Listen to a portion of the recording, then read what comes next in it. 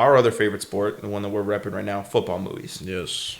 Do we think that football is slotted in at number 2 for best sports to make movies about? No.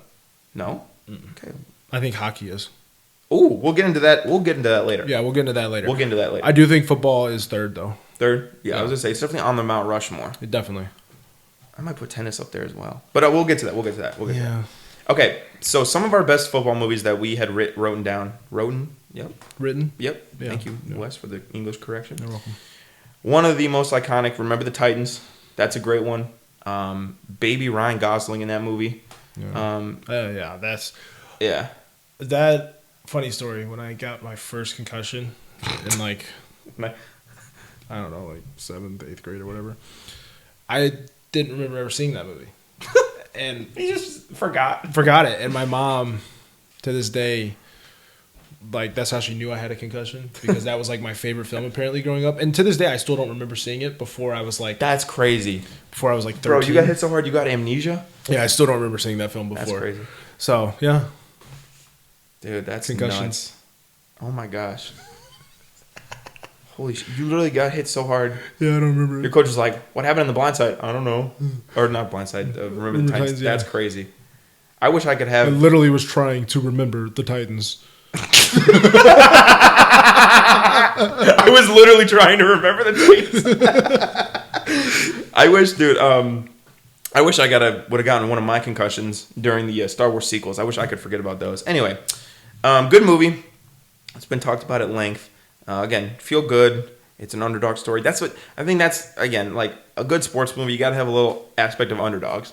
Like I don't want to see a sports movie about how the Yankees won their 28th World Series. Nobody wants to see that shit. No. Like, you know what I'm saying? I don't want to see a movie about how the rich kid who is 6'5", 250 and throws 99 miles an hour goes to the major leagues. We get it. Yeah. Okay? That's not entertaining. Another good movie though. Speaking of underdogs, The Blind Side is a good movie. Oh, so good. Now, I'm going to sound like an asshole. I have a gripe with The Blind Side because the movie itself is really good. Mm-hmm. Sandra Bullock and everybody, they do a great job. It's a great story about how the kid was adopted. And then, you know, the scene where she's like, run the damn ball. That shit that's always funny. But unfortunately, the guy who it's about hates it. Oh, yeah. Michael Orr. Oh, he hates it, yeah. He hates it. And he's come out multiple times and been like, that movie was like, not accurate at all. No, yeah. Like they took his story, which again, he was adopted, and then he obviously became a very successful. He played, I believe he was drafted in the first round. I know he played for the Panthers, and when they went to the Super Bowl. So like, from that aspect, yes, it's a great success story. But a lot of the shit, like, I'm sure she didn't just find him off the street. Right. You know what I'm saying? Like, and that's got to be a little dehumanizing when you know you're telling your story, and then Hollywood is like, yeah, but what if? Yeah. Yeah, but what if you were on the street? Yeah, but you know, it's like that's kind of shitty. By the way, shout out Nick Saban's cameo. That cameo in that movie is hilarious. Yeah, that's crazy. That was back when he was at LSU. That was pre-Bama. Yeah. So, but I'll let you talk about Blindside if you want. I mean, I don't really have much to say about it. Yeah. It's a good film. It's good, but it's tainted because it's not accurate. No, it's not. So I don't really have much to say about it. This is probably a movie, and again, I talked about how like Benchwarmers kind of stands apart from all of the baseball movies. I think Concussion stands apart from all the football movies because it's real. Mm-hmm. It's like real shit. And it kind of, unfortunately, reveals some dark truths about the NFL. Mm-hmm. If you don't know, Concussion's a movie about a doctor, and he did like revolutionary research on concussions and the way that it affects football players' brains.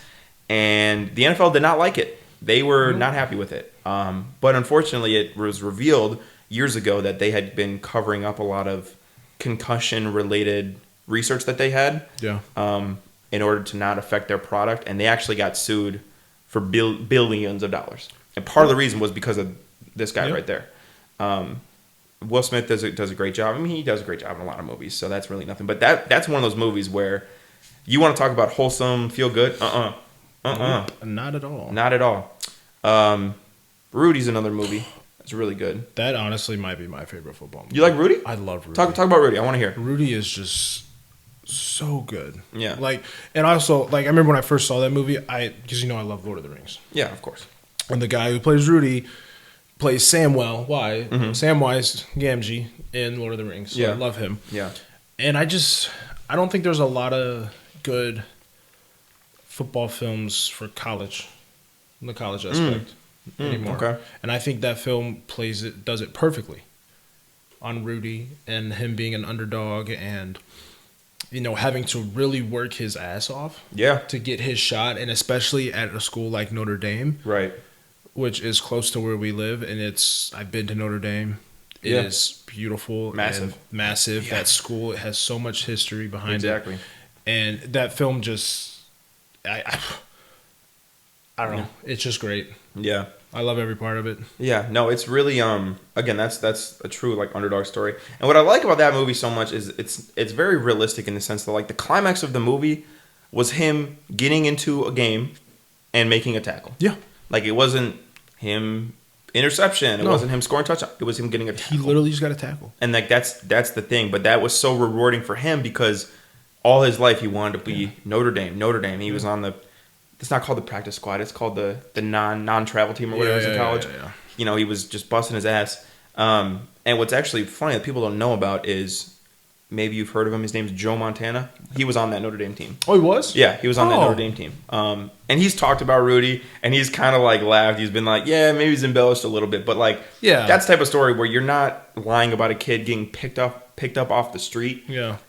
Maybe Joe Montana basically said like maybe he was celebrated a little bit more in the movie than he was in real life, but like, that's something that you can embellish. Yeah. Like you can turn up that for whatever. One movie I want to talk about because I'm going to skip a movie because I kind of want to lump these last two together. Brian's Song is a really good movie. I think that's football's version of Jackie or 42. Yeah. Because if you don't know, that's about Gale Sayers, Brian Piccolo, the first interracial roommates in I believe it was pro sports. But what's so significant about that is Gale Sayers was drafted in 1965 by the Bears. And that was, again, there are black players in the NFL, but they weren't welcomed with open arms, let's say. Right.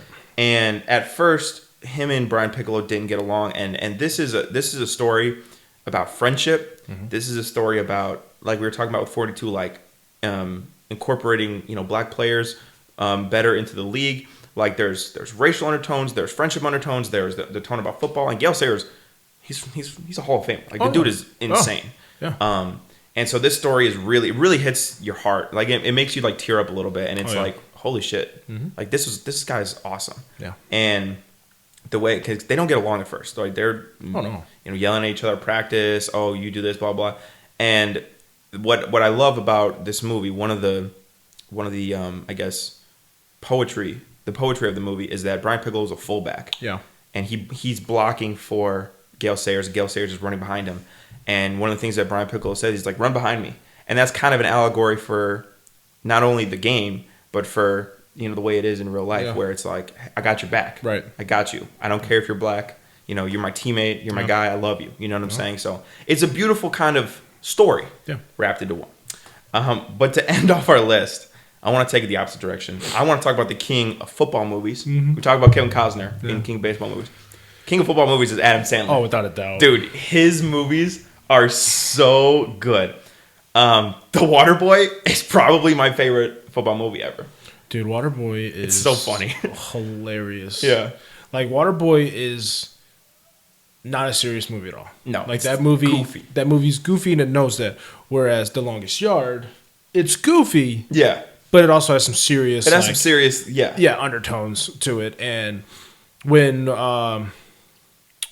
what's his name died in The Longest Yard?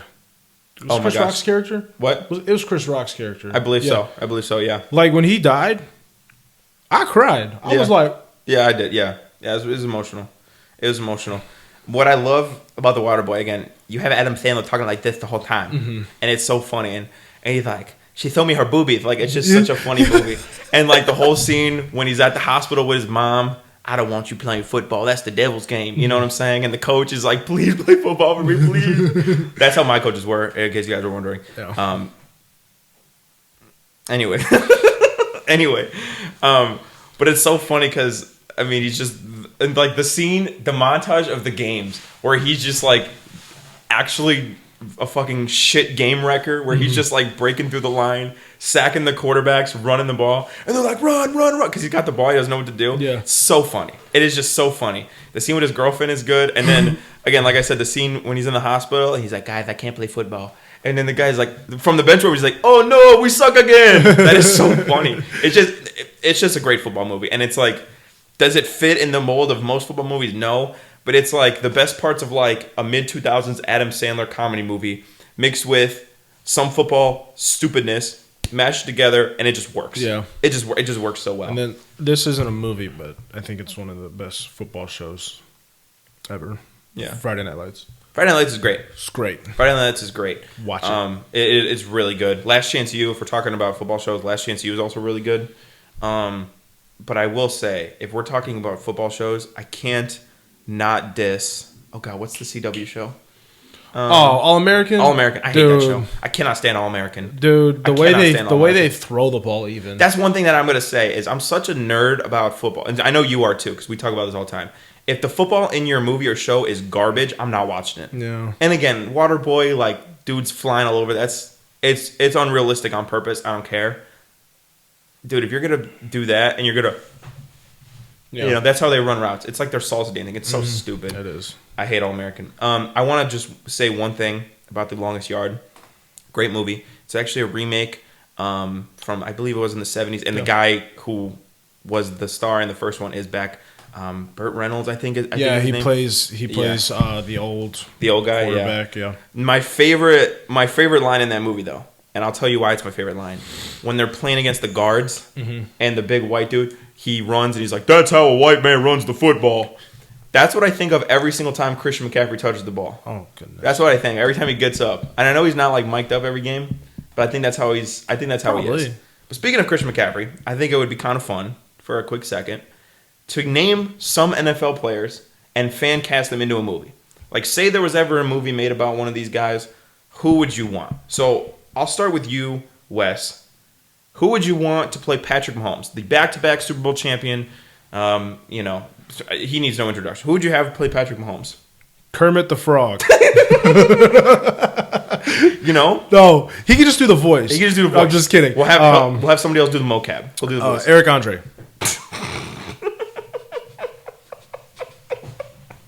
Eric Andre playing Patrick Mahomes. That's wild, dude. That's hilarious. What about let's go Joe Burrow. What about Joe Burrow? Gotta be something that looks good because all the girls love Joe Burrow. Yeah, I think I'd have to go with Ken. Ken? Yeah, Ryan Gosling. Yeah. So Joe Burrow can go back to his Mojo Dojo Casa house. Like, who doesn't want to see Ryan Gosling walking into the tunnel with a bunch of chains on and doing the he's just like doing the sexy man stare or sexy whatever. Man stare. Yeah. All right, what about the pride of the white community, Christian McCaffrey? What are we thinking? Michael Cera. That's hilarious.